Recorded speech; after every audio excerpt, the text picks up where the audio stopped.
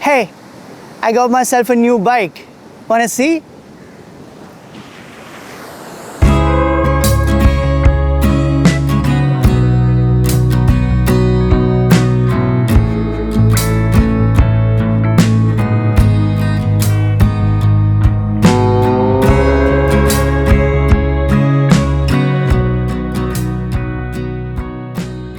Listen, I did not have any plans to get the new Himalayan, right? When I saw the renders, I didn't really liked how long the bike was. I thought the wheelbase is a little too long, and I thought it will be a little more difficult to handle off-road and all of that, right? And I didn't even check the reviews. I didn't even check the reviews. I didn't even check the media launch or whatever that was going on, the hype that was there around the Royal Enfield Himalayan. I never really bothered. I never really cared for it. Until one of my friends who called me and told me that I should really go ahead and check this bike out and asked me to test ride the bike. And for a person who always likes to ride new motorcycles, I went ahead and test rode the bike, came back with a huge grin on my face. Even while I was taking the delivery of the bike, I was not really aware of the specs, the horsepowers and the torque that it made me smile and giggle. That's exactly what a motorcycle should do to you, I feel. And after all of that, I got the bike, and on the first day itself, I finished 500 kilometers on it. I gave it for service, and on the second day, I went to Chennai. I rode all the way from Trivandrum all the way to Chennai, and that was and came back. I was around 1,600 kilometers, of course. So I got a feel of the bike, and of course, the bike is still in running in period. I was giving the engine regular brakes, and I was very careful with it. I wanted to share some of my thoughts on this bike. So we'll talk all about the Royal Enfield Himalayan and my experience with it. Yeah, this is an honest review, honest experience, or my experience of the Royal Enfield Himalayan.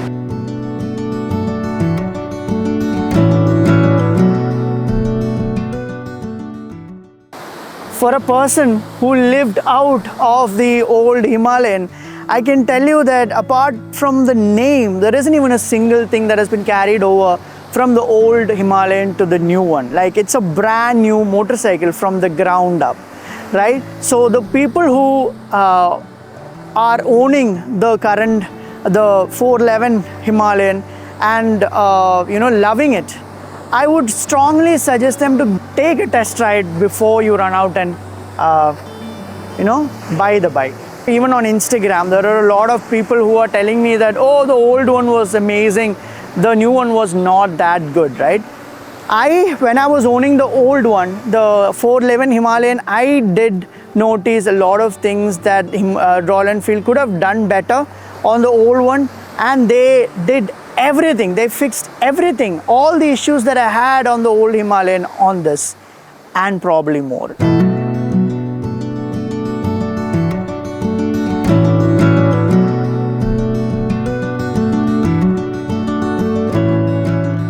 There are these 4 components, right? There are these 4 pillars that make or break a motorcycle. Those are your engine, your suspension, your chassis, and also your brakes.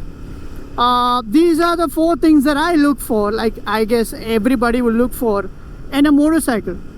So Royal Enfield, I feel that Royal Enfield have nailed these 4 things, 4 components on this motorcycle. The engine is just a peach, right? There's plenty of power. I guess there's 40 horsepower or something. It just takes off.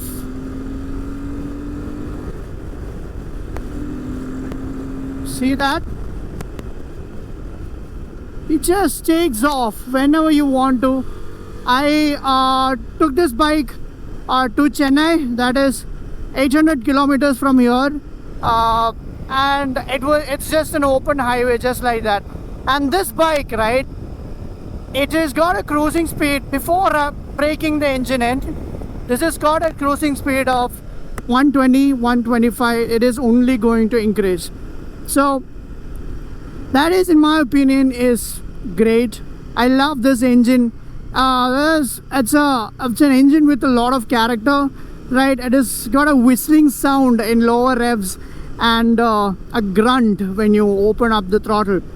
And the chassis, I feel, despite the bike being very long and despite this bike having a big wheelbase and its weight and all of the weight that it is carrying, this handles really well. Be it in a town, in a city, or on the open highway or on the twisties, this thing handles really well, right? And if you want to give it the beans, it doesn't hesitate to just go. In fact, this engine and chassis has got a bit of a KTM characteristic, because it just wants to rev. Remember the old Himalayan, it didn't really like to rev all that high. It's not very happy being revved, right? This thing, on the other hand, it loves to be revved and be on the higher RPMs, and that's how I like to ride a motorcycle. And yeah, no wonder why I love this motorcycle so much, right? I don't know whether you can hear this, like this grunt, of course, but there is a whistle. Look how this changes directions, how easily this changes directions, man. I'm riding like a hooligan now. I should stop, I should slow down a bit. Yeah, so yeah, that's the whole point. If you want to ride as a hooligan, you can very well do that on this bike. And about the brakes, that is, the brakes were sort of an Achilles heel for the older Himalayan, because it was never good. It didn't have the stopping power to actually stop that 200 kg motorcycle, right? And it didn't have a lot of power, thankfully, but it did not have the bite, it did not have the power to stop that motorcycle. Whereas in this case, this bike, it just stops.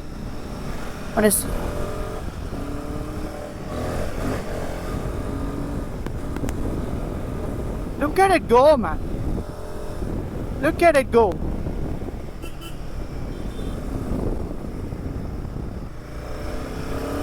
This brakes just stops. It's a little bit of dive, but it's negligible. It's not just too much. It doesn't dive like a BMW 310 GS for sure. Doesn't do that. This is how I came. Let's go. Look how it turns.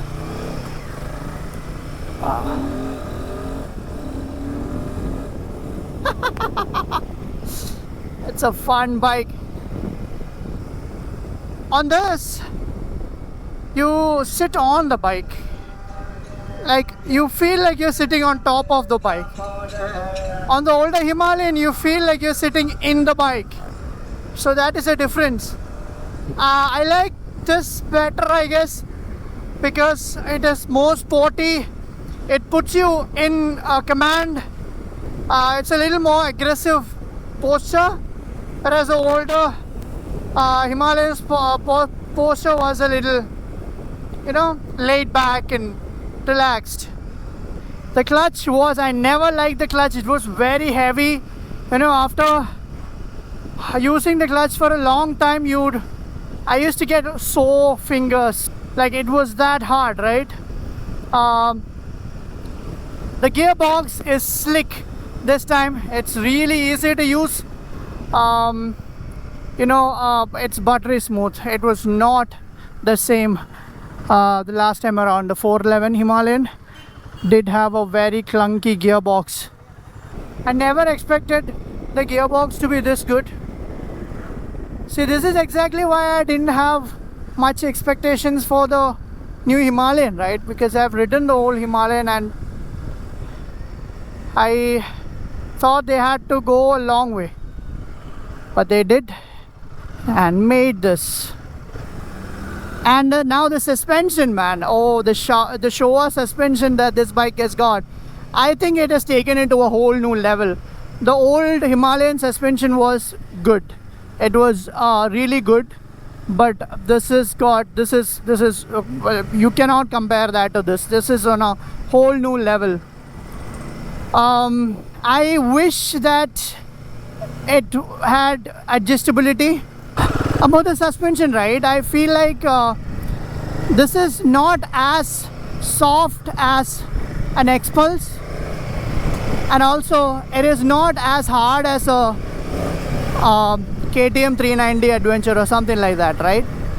It is not at all hard as that, and it slots right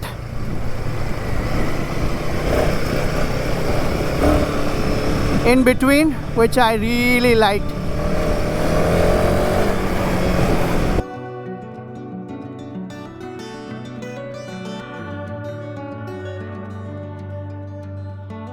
Hi.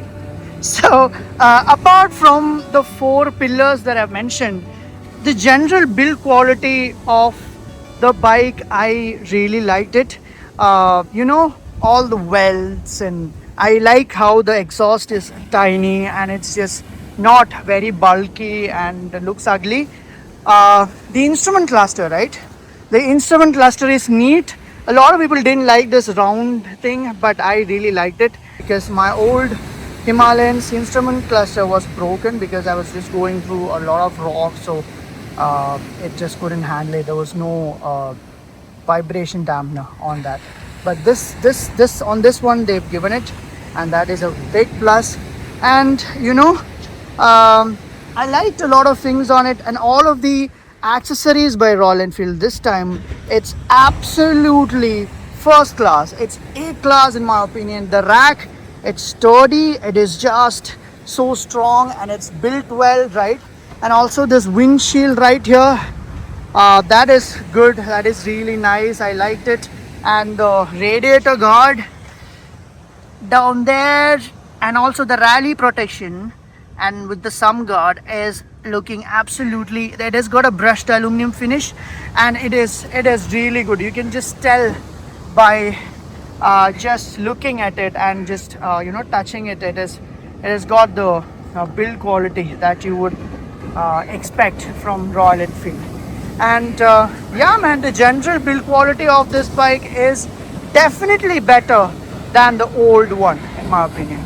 And for a person who is going to use it mostly for touring, I am so happy to see that there are a lot of mounting options on this. You can mount your luggage here, you can strap it here, got my rock straps there, you can strap it wherever you want on the rack. You can strap it here, there is a small handle here, like wherever you want. There's plenty of options for you to strap your luggage, tie your luggage on this bike. I am so happy. And one of the benefits of this motorcycle being so long is the fact that you have a lot of room to move around, and if you are carrying riding with your pillion, there is a lot of space for your pillion to sit on. And to be honest, all of my worries that I had with this motorcycle being so long and it being lethargic off-road and on-road and in the city, it is none of that. Like it is, all of those worries have just disappeared because this actually handles brilliant on the city, right? And also on the highway, this is rock solid. And in all of these different scenarios, all of these different situations, this actually performs really well. Couldn't really feel the weight once you start moving. Once you're on the move, you don't feel the weight all that much. It's only when you want to putter around the traffic, or when you want to move the motorcycle in the garage or something like that, that's when you actually feel the weight of this bike. Oh, so is this bike just perfect? No, absolutely not. There are issues with this bike, that small niggles, but I have I felt like some of the things Royal Enfield could have done better. So I will upload another video on it, the things that I didn't really like on this bike, probably later. So yeah, bye, see ya.